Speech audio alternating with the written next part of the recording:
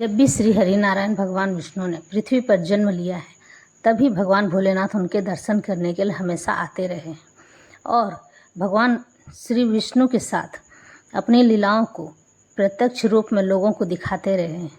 इस बार भी उन्होंने ऐसी ही लीला रची थी जिससे उनका नाम आसेश्वर महादेव पड़ गया था। जय श्री राम। मैं नीतू पांडे यूट्यूब चैनल पर आप सबका स्वागत करती हूँ।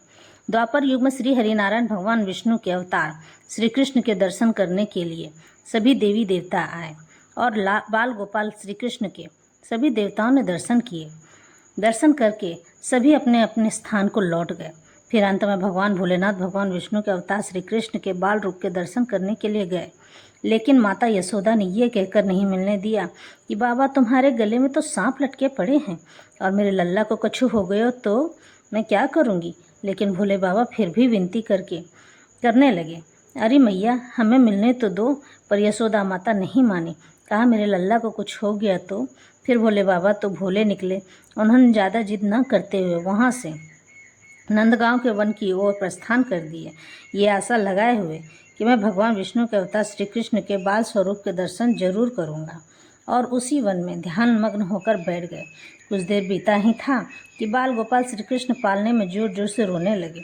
माता यशोदा ने बहुत जतन किया पर बाल गोपाल चुप नहीं हुए। मैया बहुत परेशान हैरान होने लगी, अब क्या करूं। तभी यशोदा माता को ध्यान हो आया कि जो बाबा आए थे शायद उन्हीं से चुप हो जाए। भागी भागी लल्ला के लिए उनके पास गई और श्री कृष्ण चुप हो गए और शिवजी को एकटक देखने लगे। शिवजी ने भी श्री कृष्ण के दर्शन किए और दोनों एक दूसरे को देखकर मुस्कुराए।